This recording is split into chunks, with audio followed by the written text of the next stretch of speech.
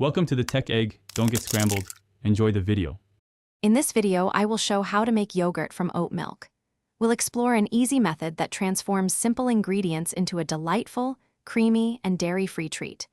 You'll be surprised at how straightforward it is to create your own homemade oat milk yogurt, perfect for breakfast, snacks, or as a base for various recipes. Let's get started on this simple culinary adventure together. To begin, gather your essential ingredients and tools. You'll need 4 cups of unsweetened, plain oat milk, ensuring it's free from any added oils or gums for the best results. Next, have 1 to 2 tablespoons of a high-quality vegan probiotic powder ready. This is your starter culture.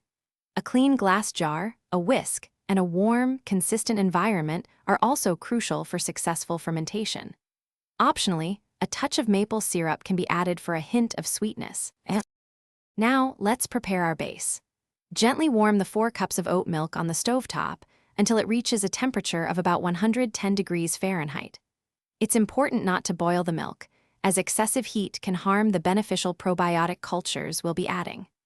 Once warmed, remove the oat milk from the heat and carefully whisk in the 1 to 2 tablespoons of probiotic powder until it is completely dissolved and smooth. This ensures an even distribution for optimal fermentation.